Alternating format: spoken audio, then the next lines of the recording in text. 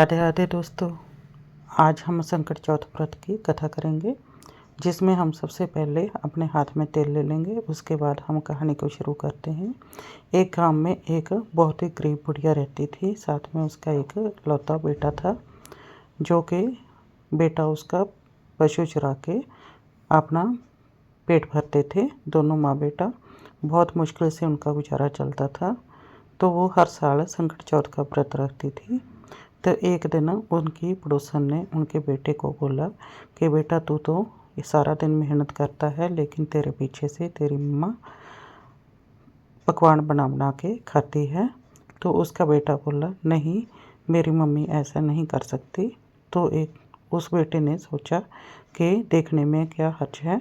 तो उस दिन वो टाइम से जल्दी आ गया। लेकिन उस दिन संकट चौथ व्रत का था। तो उसकी माँ तिल कूट रही थी। तो आके बेटा बोला कि माँ, तो मेरे पीछे से पकवान बना बना के खाती है।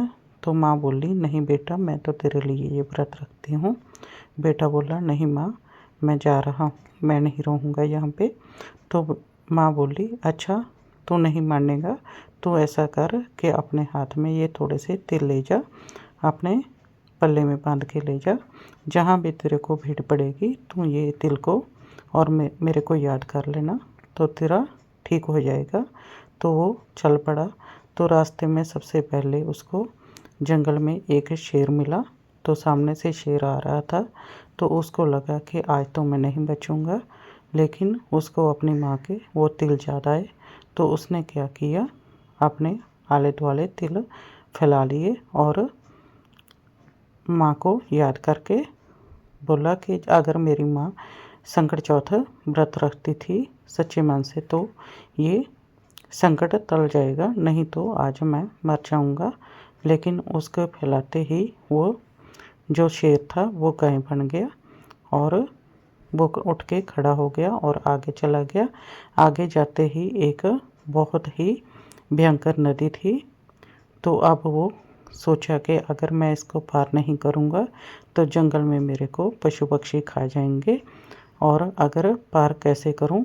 तो बहुत ही बड़ी नदी थी। तो फिर उसको अपने माँ के तिल याद आए। तो उसने फिर से तिल को वहीं पर फैला दिया और बोला कि अगर मेरी माँ मेरे लिए व्रत रखती थी तो ये संकट भी दूर हो जाएगा, नहीं तो मेरा मरना तय है। तो जैसे ही उसने तिल फैलाए तो गणेश जी महाराज ने नदिया के बीच में दो हिस्से कर दिए और रास्ता बना दिया। वो चला गया। जैसे ही आगे गया तो एक घर में एक बुढ़िया पुए बना रही थी और साथ में रो रही थी बहुत ज़ोर ज़ोर से। तो बेटा बोला, भैया तू क्यों रो रही है? पुए बना रही है तो बहुत खुश है, लेकिन साथ में रो रही है तो बहुत दुखी है। तो मुझे अपनी बात बता। तो माँ बोली कि आज मेरे बेटे का लास्ट दिन है, तो मैं उसे बहुत ही खुशी से खिलाना चाहती हूँ, क्योंकि हमारे गांव में 6 महीने के बाद आव पकती है, जिसमें आज मेरे बेटे की बारी है। इसलिए बेटे को भरपेट खिलाना चाहती हूँ, क्योंकि मेरा बेटा फिर आव में बैठेगा तो मर जाएगा।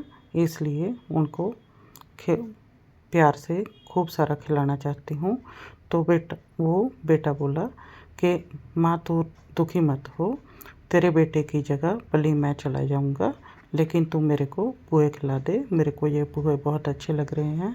माँ बोली कि तू बेटा पुए तो खा ले, लेकिन किसी की आई कौन जाता है। वो बेटा बोला, नहीं माँ, मैं जाऊँगा। तो वो पुए खा के सो गया और सोने से पहले बोल दिया माँ को कि माँ, तू मुझे ना जब सैनिक आएंगे तो उठा देना, अभी मैं सो रहा हूँ। तो वो तो पुए खा के आराम से सो गया। लेकिन जैसे ही सैनिक आए, अब माँ क्या करे, कभी बर्तन खटकाए, कभी शोर मचाए, लेकिन वो बेटा नहीं उठा। लेकिन फिर वो अपने आप ही उस बेटे को जाग आ गई और बोला कि माँ, सैनिक आ गए हैं तो मैं जा रहा हूँ। वो जैसे ही गया और राजा ने उस आव में उसको बिठाया और उस बेटे को अपने माँ के दिए हुए तिल याद आ गए। उसने अपने तिल चारों तरफ से फैला दिए और उसमें बैठ गया। तो उसने बोला साथ में कि अगर मेरी माँ मेरे लिए संकट चौथ का व्रत रखती थी तो ये मैं आज यहाँ से नहीं मरूँगा, नहीं तो फिर मेरा मरना तय है। वो साहब में बैठे हुए उसको 3 दिन हो गए। तो पड़ोसियों के जहाँ बच्चे खेल रहे थे उनकी बॉल वहाँ पे जाके लग गई। तो बच्चे ने जाके वहाँ से देखा तो वहाँ से आवाज़ आ रही है। तो बच्चों ने जाके राजा को बता दिया। राजा के सैनिक आए, सैनिकों ने जाके उसको देखा तो वो ये तो आओ पक गई है, नहीं तो 6 महीने में पकती थी, इस बार तो 3 दिन में ही पक गई है। तो वहाँ से जब वो उतारने लगे तो बेटा बोला कि धीरे धीरे भाई, धीरे धीरे। तो वह सैनिक डर गए और राजा को बुला के ले आए। और राजा ने आके देखा तो बेटा बीच में जिंदा बैठा है और आसपास उसके तिल उगे हुए हैं। तो आग बिल्कुल ठंडी है, गर्म नहीं है। तो उस राजा को सोचा कि ये तो बच्चा बहुत ही लायक है, मतलब कि इसमें बहुत सारी ताकत है, इससे शक्तिशाली लड़का नहीं मिलेगा मेरे को अपनी बेटी के लिए। तो उसने अपनी बेटी का विवाह उसके साथ कर दिया। विवाह तो कर दिया लेकिन लड़का वहीं पे रहने लग गया घर छुपाई बन के।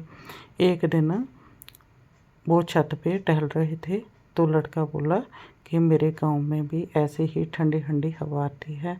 तो वो राजा की बेटी बोली कि तुम्हारा भी कोई गांव है?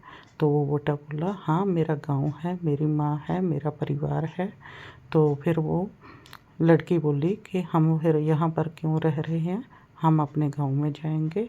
तो वो अपने पिता से जाके बोली कि पिताजी हमें विदा कर दो, आपका जवाई जाना चाहता है अपने घर में।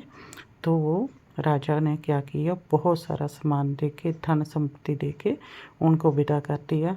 जैसे ही वो अपने गांव के निकट आए तो उनके आसपास के सभी जाने पहचानने वाले उसकी माँ को आके बोले कि तेरा बेटा आ रहा है, साथ में बहुत सारा धन और अपनी बहू को लेके आ रहा है। तो माँ को विश्वास नहीं हुआ क्योंकि वो माँ रोते रोते अंधी हो गई थी, उसको कुछ दिखाई नहीं दे रहा था। तो वो फिर सोचा कि चलो मैं देखती हूँ, अगर मेरा बेटा होगा तो मेरे स्तन से दूध बहने लग जाएगा। तो जैसे ही वो बेटे के पास पहुँची तो उनके स्तन से दूध बहने लग गया। तो उसको विश्वास हो गया ये मेरा बेटा है और उनको देखते ही उनकी आंखों की रोशनी आ गई। तो माँ ने अपने बेटे और बहू को गले लगाया। इसलिए कहते हैं कि जैसे माँ के साथ पहले आई वो किसी के साथ ना आए, जो बाद में आई वो सबके साथ आए।